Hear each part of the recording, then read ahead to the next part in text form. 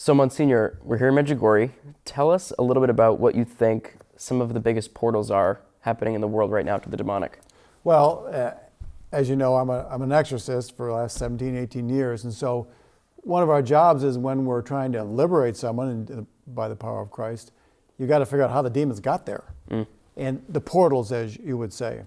And one of the portals, there are many, practicing witchcraft, Satanism, magic, all that sort of thing, very, very dangerous.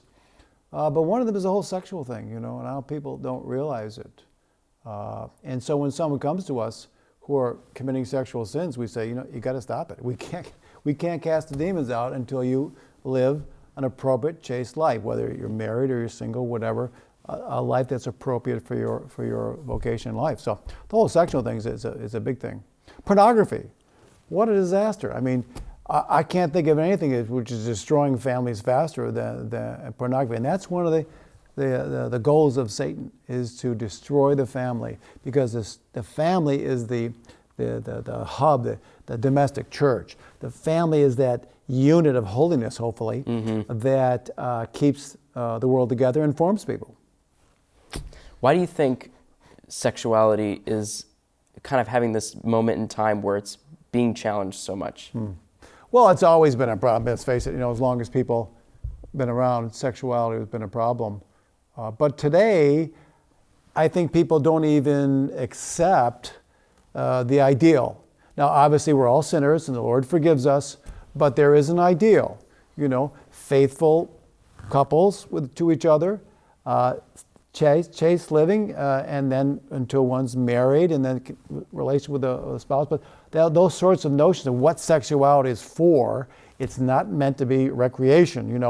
It's a powerful thing, and something that powerful it's kind of like nuclear weapons. I was in the military. Nuclear weapons. They're very powerful, and if you misuse them, as they say, you're nuked. Yep. And bad. So sexuality is very powerful. Why? Because you're cooperating in the creativity of God, the begetting life, and so it's a very powerful thing. And so Satan wants to take that thing, that very powerful co-creation, and use it for destruction. Now, do you think this is also related to the topic of abortion and why abortion has kind of blossomed into what it is today and being such an attack on human life? Well, all the sexual sins and related, that the church says that sexuality is meant, the sexual act is meant to express the love between husband and wife, which is a beautiful thing. It's a very positive thing. It's not anything dirty or anything, but it's a very positive thing between husband and wife, and to be, appropriately celebrated. But also to be open to life, and when it's not, it is.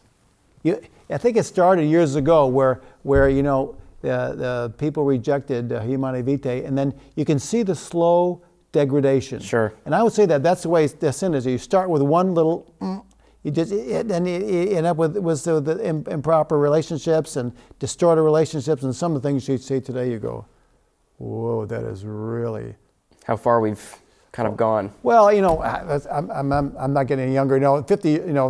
60 years ago when I was in high school, as I tell people, the worst thing you could do was get caught smoking cigarettes in the bathroom. Yeah. That was a mortal sin in my high school. Yeah. Today, we're way beyond cigarettes. Oh, it's just everything, and I'm glad I'm not 16 today. That the temptations and the challenge and the distorted thinking. I think it's just so distorted when you look at what's going on. It's just the way people are dressed, the way they act. You go, oh my gosh, terrible. So, but I would say this: that we don't despair, that we have a great hope in God's grace. We talk about that the Immaculate Heart will triumph, Mary, and a beautiful image to us of chastity and purity of heart, which we often use in exorcism. We invoke, of course, we invoke Mary and her incredible holiness, but also we invoke her as an image of chaste, humble, pure living. And for many times, many of our people come to us have some stuff in the past of sexual challenges, and so we'll invoke her. We'll say, we ask Mary to give this person a double grace of humility and purity of heart. Demons scream. We also like, by the way, St. Mary Magdalene. She's great. Of course. We love Mary Magdalene, and we have a nice picture of her, right? And she really is a powerful intercessor for, as you imagine, for chaste living. And Maria Goretti, too. So I'm often mentioning that trio, Our Lady of Guadalupe, Yep. St. Mary Magdalene, St. Maria Goretti. And the demons can't stand it because they exemplify the purity in heart. And so it's a wonderful image for us and a source of hope. She'll, regardless of what our past was, sometimes the saints will tell you that the grace of Christ will transform us. And so our sins become not badges of honor, but they become signs of God's mercy and something to give us hope and joy that the Lord has forgiven us, changed us, and perhaps make us even holier than we would have been before. So she's a saint for our day. Mary Magdalene, that's I think one of the reasons why Mary Magdalene is so popular today. People love Mary Magdalene. They Why? sure do. They do. And because of the sexual challenges today and the impurity. Yeah. Are there certain Marian titles that you find especially prevalent when it comes to exorcism, or even just your own life, certain titles of Mary that you really love? Well, we love them all, of course. The Immaculate Heart, I mean, you think of the Immaculate Heart often. And of course, in the Americas, where I'm from, Our Lady of Guadalupe, I've found it's quite striking when we'll. By the way, also Our Lady of Fatima. And interesting that's been a title. But all of them, of course, Our Lady of Queen of Peace. We also, and Our Lady has asked us to pray for peace, and I think it's very important.